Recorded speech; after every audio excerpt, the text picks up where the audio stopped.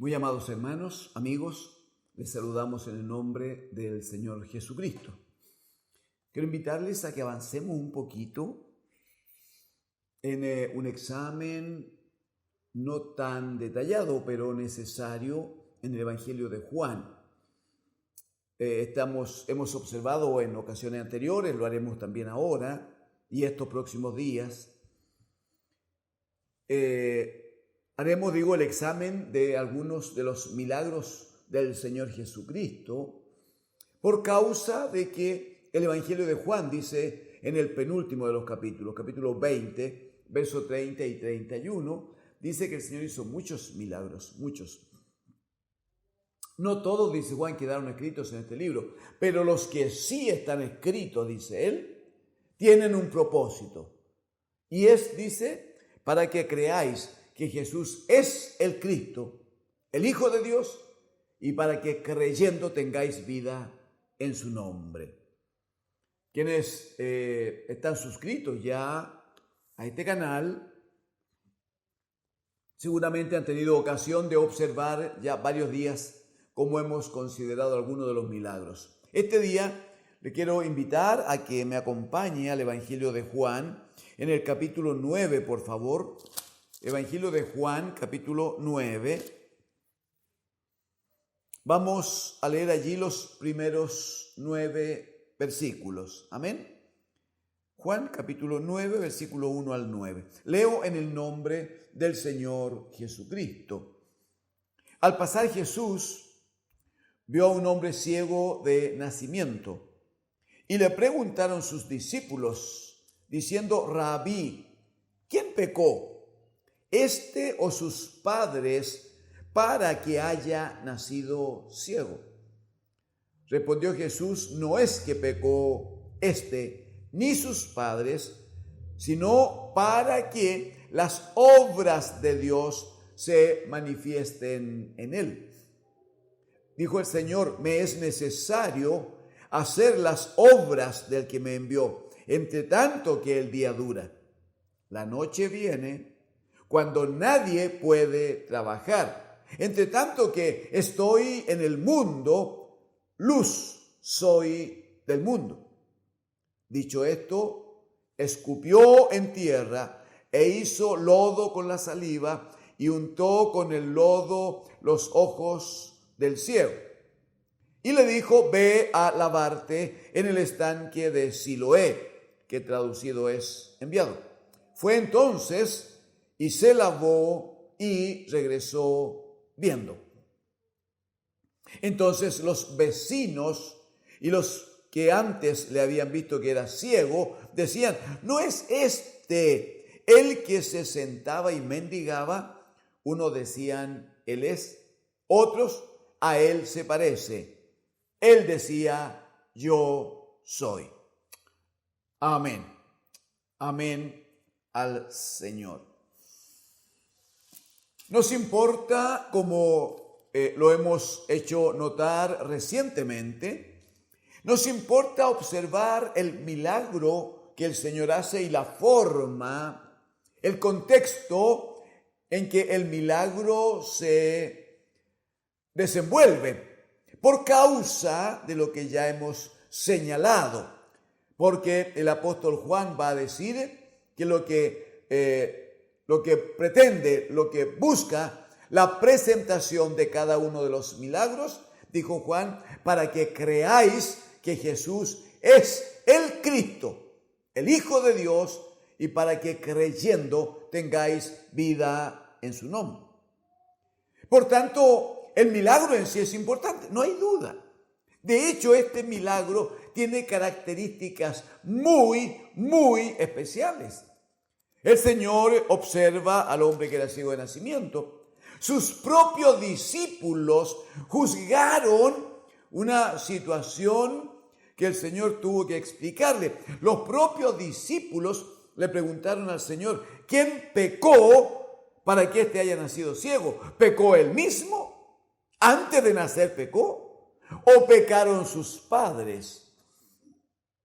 La respuesta del Señor fue: no es que pecó este, ni sus padres. Cuando dice que no pecaron sus padres, está referido a la pregunta: si pecó este o sus padres para que haya nacido ciego.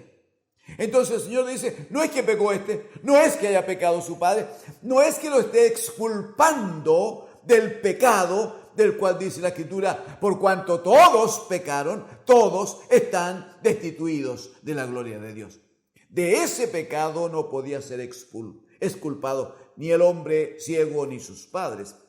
Más bien la respuesta del Señor es para que este hombre haya nacido ciego. O la ceguera de este hombre que nació así no tiene que ver con que haya pecado él o hayan pecado sus padres. No es que sea un castigo la ceguera, ese es el punto. No es que hay un castigo en esto. Sino dice, para que las obras de Dios se manifiesten en él. Las obras de Dios se manifiesten en él. Si usted me acompaña aquí en el Evangelio de Juan también, pero en el capítulo 6, el Señor Jesucristo había hecho un gran milagro de alimentar a 5,000 personas con 5 panes y 2 peces. Un gran milagro. Sin embargo, cuando en los días siguientes la gente viene al Señor, el Señor les da una palabra firme de autoridad para exhortarles a que no vivan en función de las cosas temporales, no vivan en función de la comida que perece, les dijo el Señor Jesucristo. Entonces en el versículo 28, ellos le dijeron, ¿qué debemos hacer para poner en práctica las obras de Dios? El Señor dijo a los discípulos acá, cuando están frente al ciego, este no pecó él ni pecaron sus padres. ¿Pero por qué está ciego? Para que las obras de Dios se manifiesten en él. Para que las obras de Dios.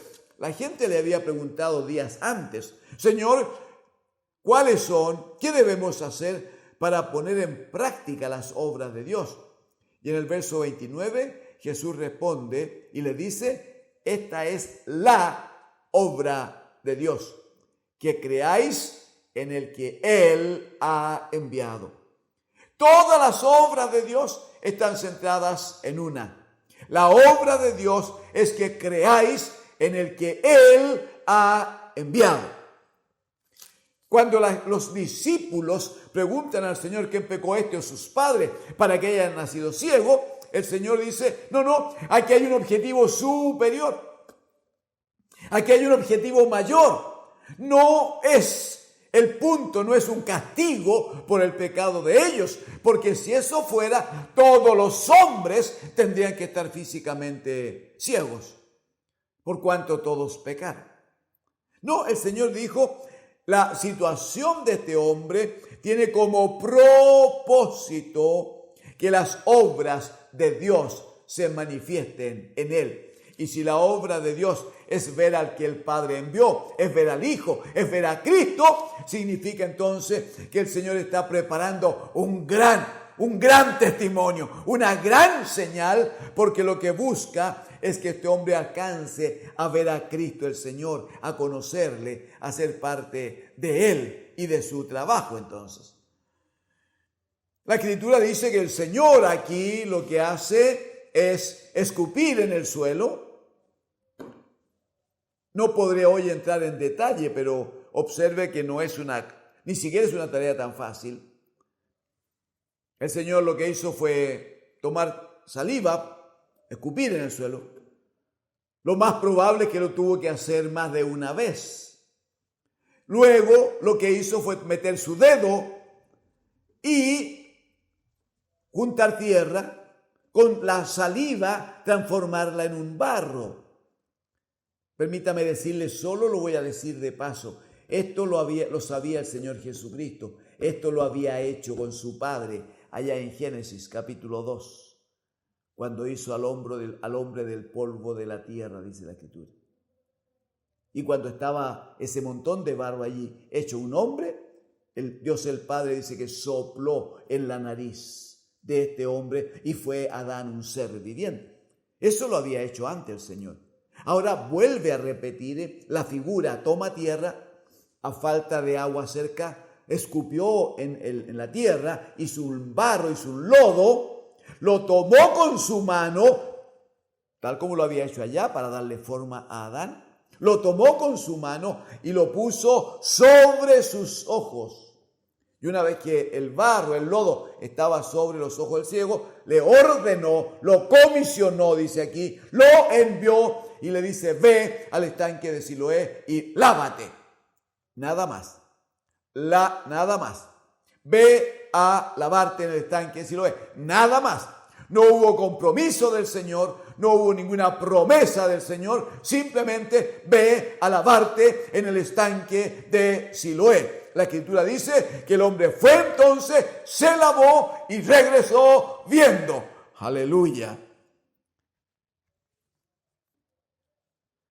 Eso es interesante, hermanos, amigos, es interesante por lo de la obediencia. Adán y Eva fueron echados fuera de la casa, fuera del paraíso, en el huerto allá, por desobedientes, por no hacer la palabra de Dios. Este hombre recibió la vista por la obediencia, por hacer la palabra de Dios. Claramente lo que hay aquí es una primera enseñanza sumamente válida. Pero mire cómo sigue, por favor. Verso 8, los vecinos y los que estaban cerca empezaron a preguntar, bueno, este se parece tanto al hombre que mendigaba. Nadie podía esperar que se produjera un milagro de estas proporciones. Este se parece, no, si este es, decían otros. Y él levantaba la mano y decía, no, si soy yo. Entonces le preguntaron, ¿cómo te fueron abiertos los ojos? ¿Cómo? Verso 11, él respondió, mire qué interesante, dice, aquel hombre que se llama Jesús hizo lodo, me untó los ojos y me dijo, ve al Siloé y lávate. Y yo fui, me lavé y recibí la vista. Entonces dijeron, ¿dónde está él? Él dijo, no lo sé. Pero es interesante el testimonio de cómo había en su alma un entendimiento de que por la obediencia a la palabra del Señor, él primero lo entendió que por esa vía iba a ser sano. Pero luego él da testimonio de que la sanidad de Dios viene para aquellos que obedecen a la palabra del Señor. A continuación, en el capítulo número 9, dice que los fariseos, la gente toma al hombre, lo lleva a los fariseos y los fariseos empiezan a interrogar a este hombre diciéndole, estoy tratando de resumirlo, usted lo ve con detalle en casa, diciéndole que no es posible que haya sido ciego. No es posible que Jesús le haya sanado porque decían los fariseos, este hombre es pecador. Como ese era un día sábado, como ese era un día de reposo, decían este hombre es pecador. Él no puede estar haciendo milagros porque no se debe hacer nada en un día de reposo. Sin embargo, en el verso 17 le volvieron a decir al ciego, ¿qué dices tú del que te abrió los ojos? ¿Qué dices tú? Y él dijo que es profeta. Aleluya. Por eso que como él tomó por la gracia de Dios, tomó ese entendimiento, es que la palabra de Jesús para él fue una palabra de Dios. Él entendía que había profetas y que los profetas traían palabra de Dios para el pueblo. Entonces él entendió que cuando Jesús le dice, ve y lávate, eso era una palabra profética, era palabra de Dios. Él tenía testimonio que la palabra de los profetas se cumplía. Entonces le dicen, ¿y tú qué opinas de él? Bueno, dice él, es un profeta. Está claro, él me dio una palabra, yo hice la palabra y ahora estoy viendo. No hay duda, él es un profeta. Los fariseos confundidos, buscando algún argumento, alguna forma de deshacer o desbaratar este tremendo milagro, este tremendo testimonio, que el hombre había tomado consigo a causa del milagro. Entonces buscan a sus padres para preguntarle qué había pasado, qué había ocurrido. Verso 19 del mismo capítulo 9, le preguntaron diciendo, ¿es este vuestro hijo, el que vosotros decís que nació ciego? ¿Cómo pues ve ahora? Díganos, háblenos, den testimonio. Sus padres respondieron y le dijeron, sabemos que este es nuestro hijo. Eso lo sabemos. ¿Cómo no vamos a conocer nosotros a nuestro hijo? Lo segundo que sabemos es que nació ciego. ¿Cómo no lo vamos a saber? 38 años que este varón estaba allí postrado desde chiquito. Versículo 21. Pero, dicen los padres, pero cómo vea ahora, no lo sabemos. O quién le haya abierto los ojos, nosotros tampoco lo sabemos. Él edad tiene, es mayor. Pregúntenle a él hablará por sí mismo. Juan explica que ellos dijeron eso porque tenían temor de los judíos. Los judíos habían tomado acuerdo, las autoridades habían tomado acuerdo que el que diera testimonio de Cristo, el que confesara que Jesús era el Mesías, iba a ser expulsado de la sinagoga. No participar de la sinagoga era no participar de la palabra de Dios, era no participar del pueblo de Dios, era no participar de la religión. Quedarse sin religión era convertirse en un hombre desechado, un hombre fuera de la casa. Era un maldito. Entonces, cuando convinieron que ningún hombre debía confesar que Jesús era el Cristo, el Hijo de Dios, o que él era el Mesías, entonces los judíos dijeron, si alguien lo confiesa, ok, a ese entonces no se le permite que nunca más entre a compartir en la sinagoga la reunión de la palabra. Los padres no quisieron perder ese beneficio, esa oportunidad.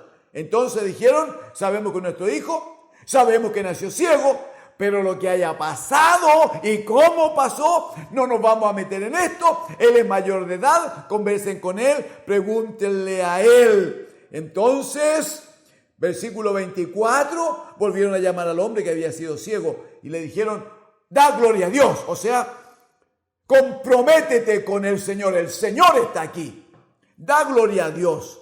Nosotros sabemos, dicen ellos, que ese hombre es pecador. Verso 25, entonces el que había sido ciego, él respondió y dijo, si es pecador, no lo sé. Una cosa sé, que habiendo yo sido ciego, ahora veo. Aleluya, qué tremendo testimonio. El hombre no sabía nada de los escritos sagrados, no había ido nunca a la sinagoga, no había participado en ninguna actividad religiosa. Pero recién, en cosa de minutos, de horas, él había estado echado, tirado en el camino, como un hombre ciego, mendigando, pidiendo una limosna. Jesús pasa por ahí, Jesús se detiene frente a él, hace el lodo, le ensucia el rostro con ese barro que había hecho con saliva, lo manda a limpiarse, lo manda a lavarse y vuelve viendo por la gracia de Dios. El hombre dice, mire, los argumentos que ustedes tengan, las cosas que ustedes digan, para mí no son importantes, porque aquí hay una pura cosa que funciona. Y es que yo hasta hace horas atrás era un ciego, ahora veo porque ese hombre me ha dado la vista. Permítame decirles que el Evangelio de Dios funciona de esa manera. El Evangelio de Dios funciona no con argumentos. Funciona, el apóstol Pablo va a decir especialmente a la iglesia de los romanos, también a los corintios. Nosotros cuando hemos venido a ustedes les va a decir, no vinimos con argumentos, no vinimos con discursos, sino que vinimos con poder de Dios, con el poder de la resurrección de Dios que permite que las vidas cambien. porque debo terminar, quiero decirle que se produce ahí un encuentro de palabras entre este que había sido ciego y especialmente los fariseos. Este que había sido ciego, cuando le vuelven a preguntar y le insisten, ¿y qué pasó? ¿Y cómo ocurrió? Es hermoso porque él le pregunta, ¿queréis también vosotros haceros sus discípulos? Dice, ¿queréis también vosotros haceros sus discípulos? Porque él ya tenía testimonio en su vida de que él era parte de la vida, parte de la palabra, parte del reino de Dios en Cristo, el bendito Hijo. Finalmente, cuando le dicen que Jesús es un hombre pecador, que no saben de él, que no saben de dónde venga siquiera, él dice esto una cosa muy rara, porque ustedes no saben de él, pero a mí me abrió los ojos. Todo lo que vale, todo lo que tiene sentido para mí, lo que tiene la mayor importancia, no es de dónde venga, no es cómo vino, no es lo que sabe, no es cómo se llame. Lo que importa para mí es que él me abrió los ojos y ahora veo. Bueno, por la actitud de este hombre, finalmente fue en el verso 34, él fue expulsado por las autoridades religiosas. Fue expulsado de la sinagoga, fue expulsado. La Escritura dice que cuando Jesús, verso 35 por favor, cuando Jesús oyó que le habían expulsado, le buscó, dice, y hallándole, le dijo, ¿crees tú en el Hijo de Dios? Respondió él y dijo, ¿quién es, Señor, para que crea en él? Jesús le dijo, pues le has visto, y el que habla contigo, él es. Y él dijo, creo, Señor, y le adoró. Aleluya. Mire, estoy obligado a terminar. ¿Qué voy a hacer? El punto es este. El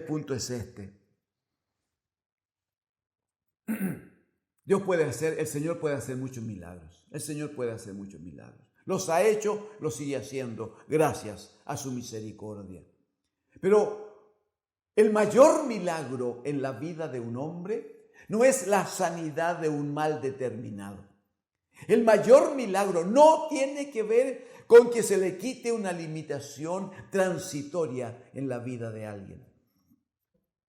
El verdadero milagro es observar las obras de Dios.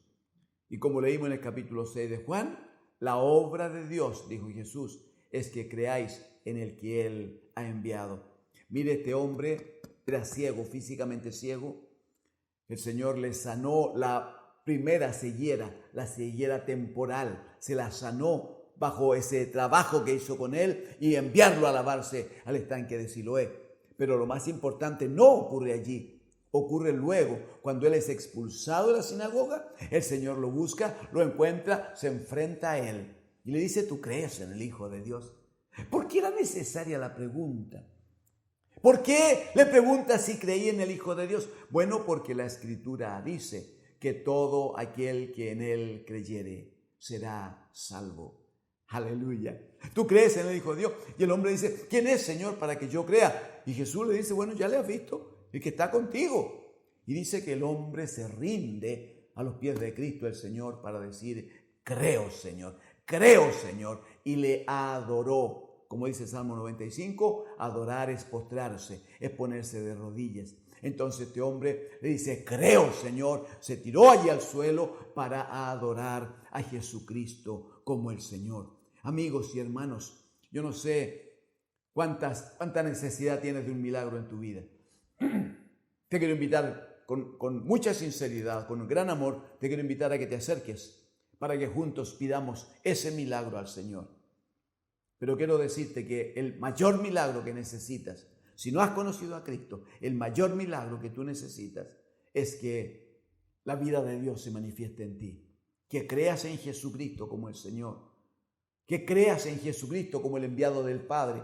Que creas en Jesucristo como aquel que murió, fue sepultado y resucitó al tercer día y fue sentado a la diestra de Dios. Porque la Escritura dice que el que esto cree y luego confiesa con su boca que Jesús es el Señor, dice que será salvo. Y si es salvo, da lo mismo si yo me sano o no me sano de una enfermedad. Da lo mismo si puedo caminar más o menos, da lo mismo si puedo o no puedo jugar y correr. Porque si soy salvo y estoy en Cristo, se cumplirá en mí esa palabra profética que dice por el apóstol: si vivimos para el Señor. Y si morimos, no importa la edad, y si morimos, también para el Señor morimos. Siéntete llamado por el Señor. Él quiere darte no una vida temporal, no más meses o algunos pocos años. Él quiere darte vida eterna con Él en el reino de los cielos. Para eso tienes que venir, acercarte, entregar, ofrendar tu vida al Señor. Él te va a recibir, te va a adoptar hijo de Dios y te va a hacer heredero con nosotros, heredero de Cristo, heredero de Dios el Padre, coheredero con Cristo. Y tú y nosotros tendremos entonces parte con Él en la casa eterna de Dios. Estás invitado. El Señor te llama. Que Dios, el Señor, te bendiga.